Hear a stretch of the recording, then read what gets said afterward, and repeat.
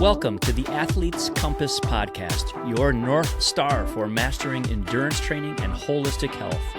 Join us each week as renowned sports scientist and founder of Athletica.ai, Paul Laursen, along with athlete, coach, and sports scientist Marjaana Rakai, and coach and cyclist Paul Warloski, guide you through the maze of often confusing training principles. Make sure your compass is ready. Class is now in session. Hello and welcome to episode 11 of the Athlete's Compass, the podcast where we navigate training, fitness, and health for everyday athletes. Last week we talked about monitoring your fitness and measuring your progress. But this week we're getting a little bit more into the weeds with thresholds and how we set our training zones. These zones are roughly defined about how our body responds to the training we do. So it's really important to understand how we get those zones in Athletica and in your training because they determine the effectiveness of your training. So let's start with definitions. Paul, can you talk about the physiological events that happen when we start to exercise and then how there are thresholds that signify the changes in your body's response? Yeah, for sure, Paul. So we'll talk about, we use that term a lot, right across the whole gamut of when we talk about training and performance. We talk about your threshold. Well, what is the threshold? And, you're talking, I guess, simply about your threshold to sustain exercise intensity, right? How long can you hold an exercise rate? And I guess the higher the intensity ultimately that you can hold, the better your performance is going to be, right? And you can use that across any context that you want, from whatever's in your head, whether it's a 5K race, or or an Ironman or whatever, right? Like what speed can you, or rate of exercise can you hold to throughout that whole thing? And you want to obviously, if we want to perform well, we typically want a higher threshold. And we know that training is, we see that one of the biggest responses to training is our ability to heighten this threshold. The other place I'll put threshold around, if we want to just back up a little bit and do a little small exercise physiology class, there's usually three big factors for exercise performance. And you've probably heard some of these before. One is VO2 max, and we've talked about this in many other podcasts, and that's the maximum amount of oxygen that your body can take up and deliver to the muscles and burn as with the carbohydrates and fat that you might consume, that you will consume, and then the second one is the economy of motion. So that's how economic you can be. Some people can have a high VO2 max, but they're not really economical with it, right? It's like a car that's just not really efficient, right? It might have a really good engine, but I typically think of American cars kind of were classically built like this, or not anymore, but they had big engines, but they weren't that efficient. And then the Japanese cars came in, and they didn't have as big engines, but they were super efficient with the engines that they did have. All right, and that's back a ways. I think everyone's sort of caught up, but that's an analogy there. And then the threshold that we're all talking about here is we're really talking about the percentage of that max that you have, the VO2 max, that you can hold for the whole event. So you want to have elements of all these these three big ones. So today we're going to speak about the threshold, and you might have heard of your lactate threshold. We often talk about your ventilatory threshold. Well, the reason why we talk about lactate or ventilatory thresholds is because those are the physiological measures that tend to be associated with that sustainable rate. So the ventilation, we're talking about our lungs, how fast you're going to breathe. That tends to be related to the point at which lactate starts to rise, the point at which the acid from the burning of sugar tends to rise as well. They're all kind of coupled. And we can also get these functionally, right? So when we do like our FTP test, you've heard of that, right? Or we've spoken about the critical power and critical speed curves before as well. These are really where we can functionally determine where those thresholds in you lie, and we can do this outside of the laboratory and just using your wearable device and Athletica for some help. So that's a bit of a lay of the land, Paul. Marjaana, what did I miss, or what do I need to expand on? Can you expand on the first threshold, the ventilatory threshold 1, and what's the significance for everyday athlete? Perfect. Well, first of all, we should talk about the fact that there are two. So there's two of these thresholds. They definitely tend to be linked. And let's start with the second threshold, and then we'll move into the first. The second threshold is really that critical power or critical speed curve. It's very close to that, and it's your FTP, or it is your FTP. It's pretty close to that. They're all around the same sort of point. Okay, so it might be the exercise speed or power that you could produce for, say, like 1 hour. And that's the upper threshold, the second threshold. Now, to your question, you wonder, well, what's the first threshold and what's the significance?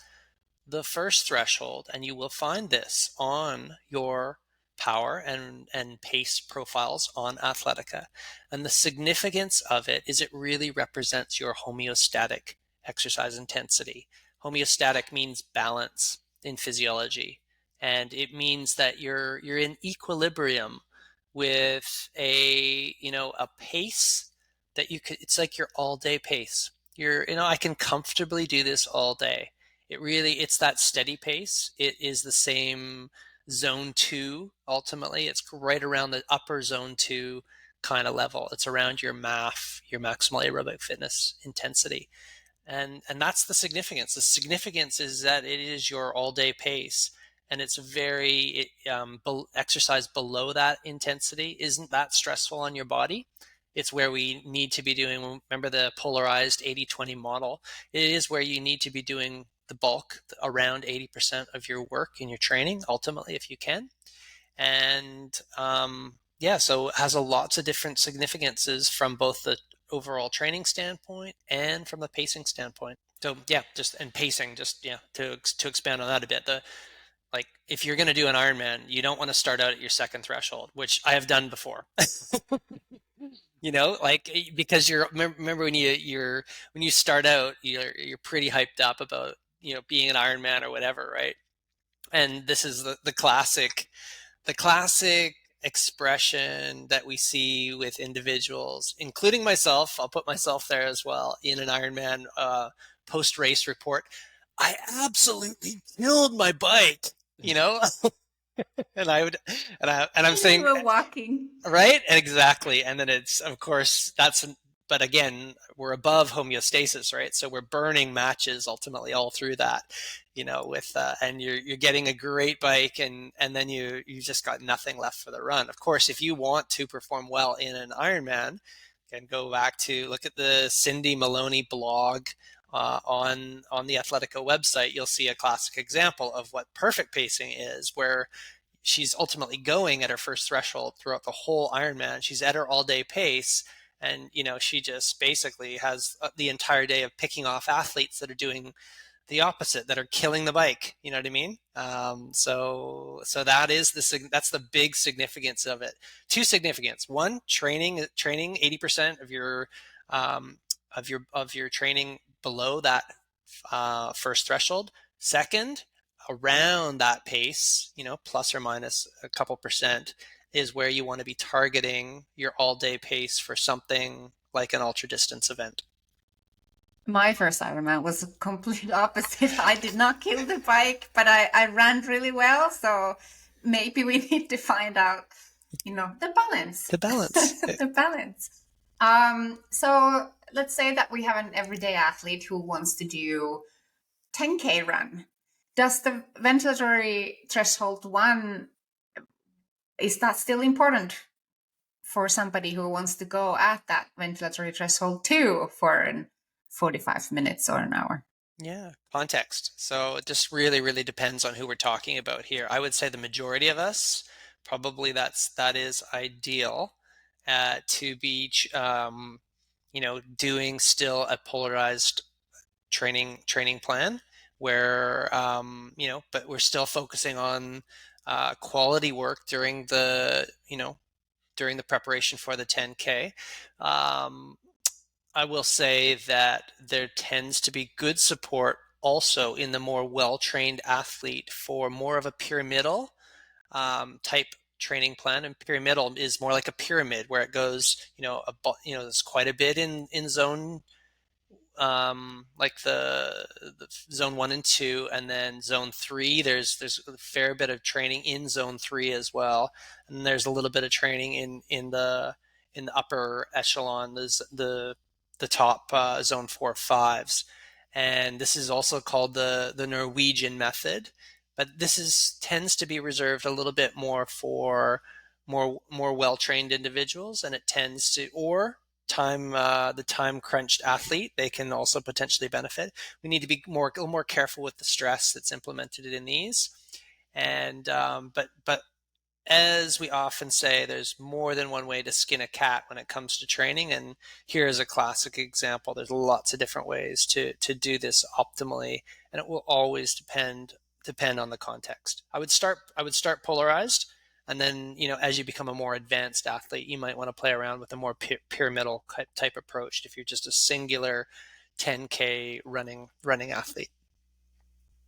So for the ventilatory thresholds, I talked this morning with one of my Athletica athletes, and we were discussing, he doesn't have a power meter. So we were talking about how to do his zone 2 training at a pace where he could be talking to somebody else. So he could have a normal discussion, maybe not talk about religion or politics, but have, a pretty good discussion with somebody. And that is under his first ventilatory threshold. And then when it comes time for him to do his intervals, that second ventilatory threshold would be an example of when he is starting to pant and he no longer can really talk. Is that a pretty good way of looking at your ventilatory thresholds? Yeah, perfect. Exactly, right? And you think about it, that's why they're called ventilatory thresholds, because the talk test works. You lose that ability to be able to speak full sentences because your ventilation rate must override the speech mechanisms. And you have to speak in the little short sentences to get the communication messages out. So that's the talk test, and it works perfectly. Now, the other one I'll say too, Paul, is nose breathing. This doesn't work for everyone. Some people have, nostrils and sinus cavities that aren't configured appropriately to be able to take air in. But if you're the majority of individuals with clear sinuses and normal mechanisms up there, you should also be able to nose breathe just for the most part, which is also a very good training practice as well. Not easy to do, and sometimes you have to all of a sudden revert to a couple mouth breathes, but it's a great practice to kind of work on as well. If you're by yourself, you don't need to kind of worry about talking. And there's some really good filtration and humidification that occurs in the nasal passages that is very beneficial to a calm nervous system, that balance, that parasympathetic system. And it's another great one. So talk test and nasal breathing. I have to say about the nasal breathing, I thought I could never ever do that. And then when we started working together, Paul, you encouraged me to try nasal breathing, and I'm like, I can't do that. Like, I've tried, but it's so hard. But I think it was to your point about calming nervous system down by using nasal breathing. that it worked when I just kept practicing, and it kept my running pace a lot slower. So I was in that zone 2 pace. What I've noticed though is that now I can nasal breathe at higher pace, which is great. That's what you want. So going from non-believer to a believer, it took some trial and error and just keep trying. Yeah, like everything, it's another system that can be trained. Pretty cool. Yeah, and I don't have any scientific base for this, but I just think that the nervous system overdrive has such an impact on like if you're able to nasal breathe or not. Mm-hmm. No, it does. If you're constantly there, like you just can't, nasal breathe. Yep, totally.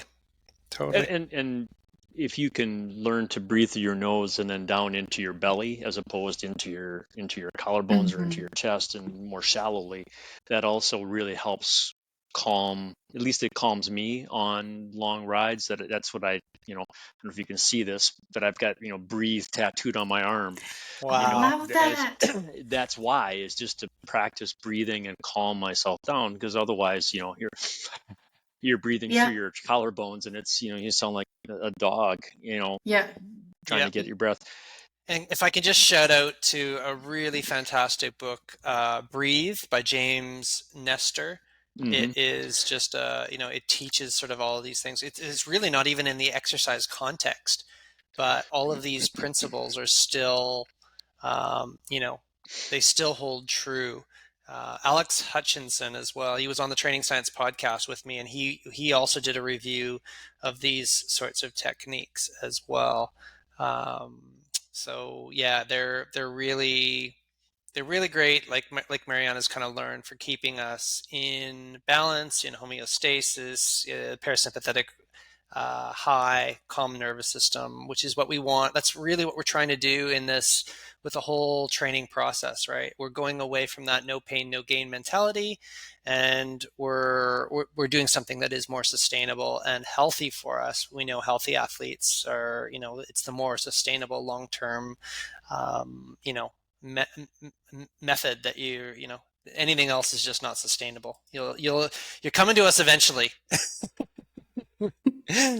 And I think what's important for the nose breathing, for the talk test, is knowing when you are in that zone 1 and zone 2, when you're below that first threshold, because there's so many adaptations that happen in that first threshold that allow you to build a lot of volume and a lot of time in that zone without building all the fatigue that comes through the more intensity. But Marjaana, what, in your eyes, as a coach and as an athlete, why do these thresholds matter? Why can't you or I or any other everyday athlete just go out and train and just go ride our bikes and go run and go swim? Why do we need to think about these thresholds? Oh, great question. I think for me, typically, I don't worry too much about threshold 2 as a coach. I am always talking about threshold 1, just trying to get my athletes to stay, when they are building their aerobic base, to stay under zone 2 or zone 2, stay in zone 2, zone 1, and not go too much on the zone 3. But we also need to remember to go hard sometimes for performance.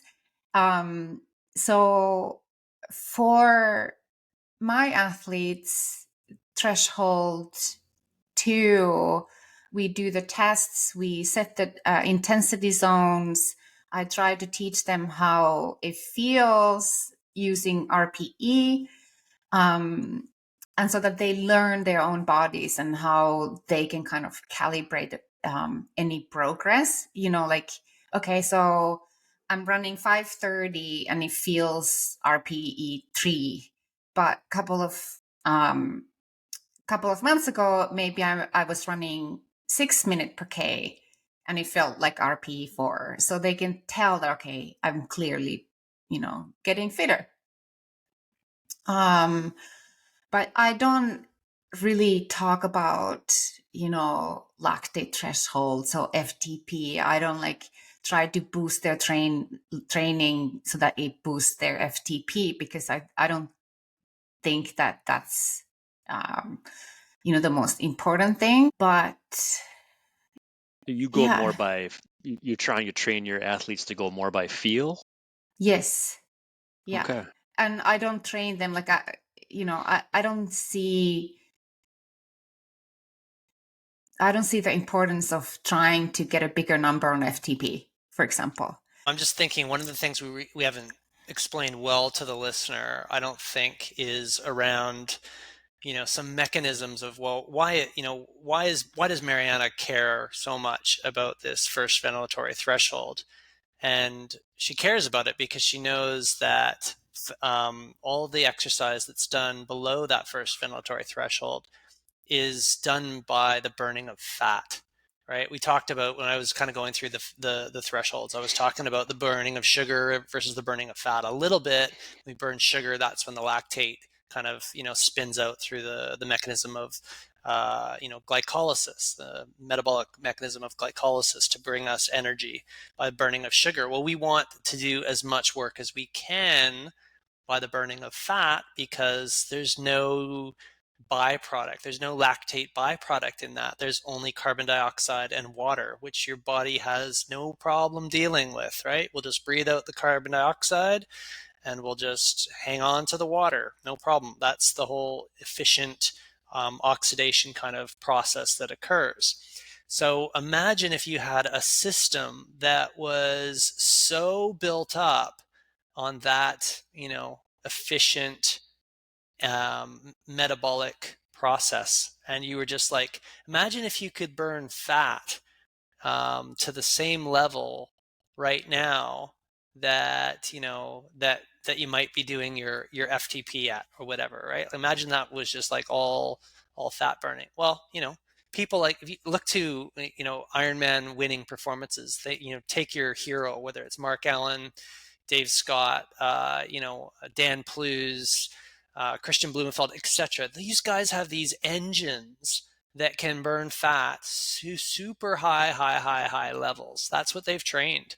So this is ultimately what you're doing. And we're all the same this way. And we all have our own individual levels that we're trying to kind of get to. But the higher you can build this up, the better you're going to be, and the better you're going to perform, the better everyday feelings are going to be. And I know Marjaana is going through a transition right now where she's kind of manipulated some things in her diet that she's even noticing are contributing to this. And we can leave that for another one. But really, it really is about the ability to burn fat, and something called in physiology, something called your fat max. And that's the maximum rate of fat oxidation that we'd measure on like one of those VO2 max carts.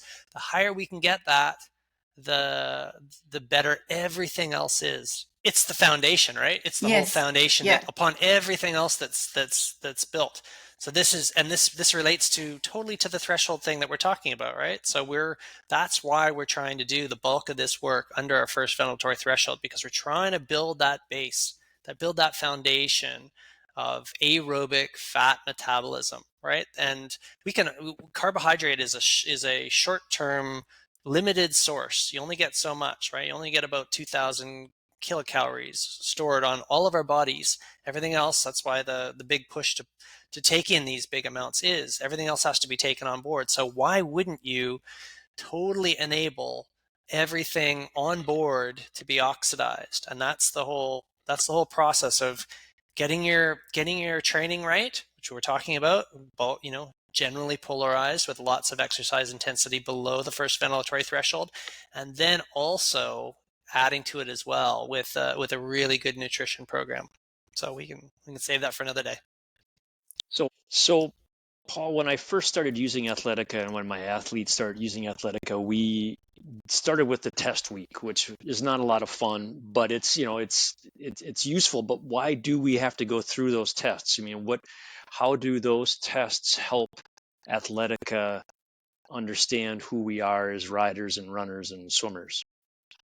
Yeah, so the tests are the first point in determining the sustainable intensity. It determines markers that are close to your second threshold that we spoke about, which are close to a lot of us have heard of FTP.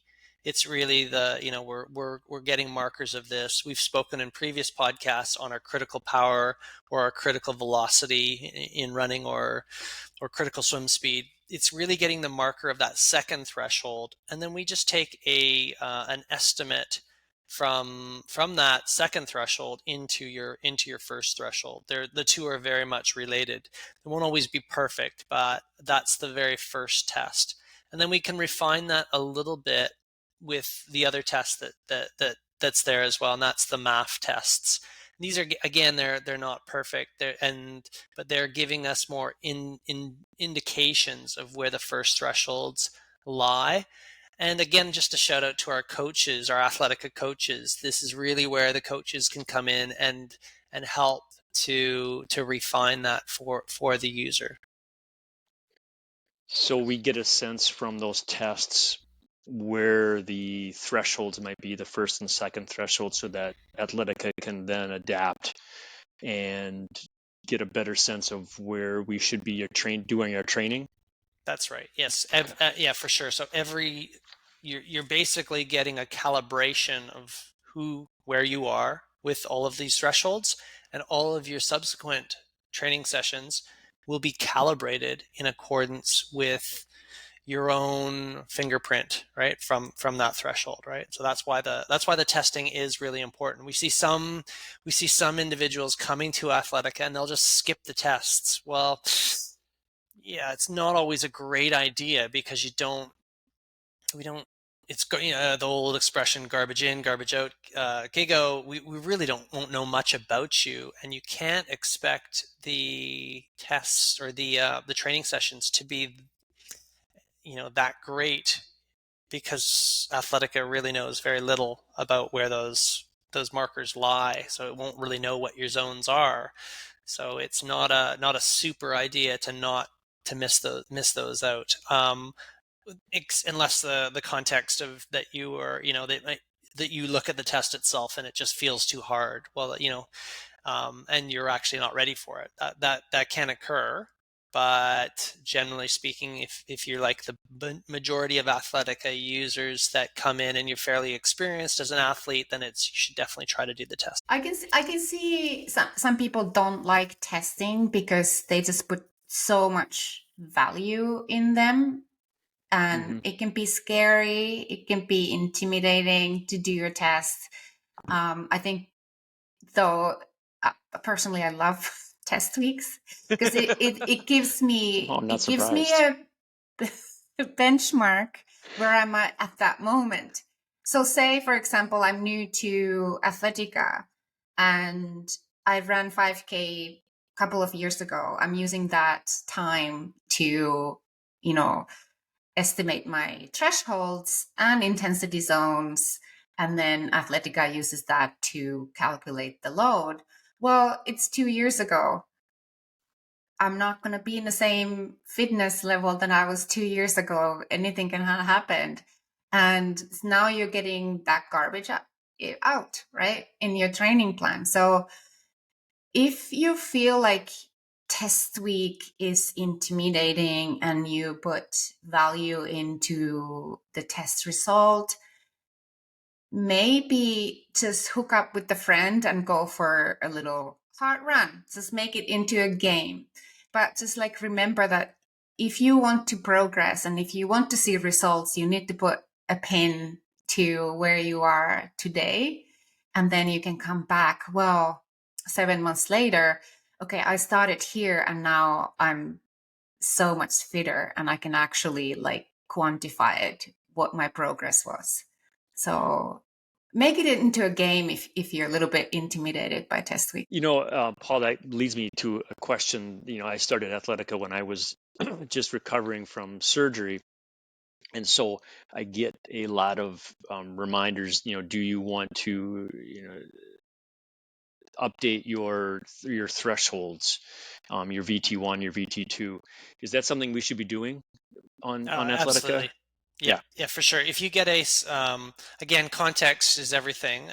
You could be accidentally have your watch going in your car, and all of a sudden you've got this higher threshold. That's why the warning's on there, just in case this happens, where you've got this false reading. But yeah, for sure, if you're coming back, and Athletica is always monitoring you, and if it notices that you've already all of a sudden got this. Whether it's in the run and you've got a 5K run time that's all of a sudden above what your thresholds are set at, or if you've got a VT2 critical power FTP that's above what your settings are at, it's going to give you a warning or sorry, not a warning, but an alert to say we suggest that you increase your thresholds, and of course everything will go up as well. All the zones will go up. And that's the same for heart rate as well. So you've always got the option. Ideally have a look. Does it make sense? If you're not there yet in terms of understanding these sorts of things, again, great to have a coach that can kind of keep tabs on these things, and the coach is gonna know if these are if it makes sense to raise the threshold or not. Cycling specifically, though, like I like to say that we often talk about absolute numbers like FTP. We hear Ironman athletes like, oh, I was pushing 350 watts. And I'm like, okay, well, that doesn't say anything to me. Like as a woman, 300 watts would be tons. Like that would be amazing, like Daniela style. I don't even know if she goes over 300, but and youth athletes, like lighter athletes, like 320 watts is holding that for 5 hours is intimidating. So if you look at power to your weight, that's a little bit more better number to look at. But then you have to remember when you lose weight or gain weight, that will change, like compared to your absolute numbers. Absolutely. Here are my takeaways from this conversation about thresholds. In episode 10, we talked about how to monitor our training. Thresholds are a great and very effective tool to help organize our training so that we're training in the right zones and our target zones, and therefore we're training smarter and not harder.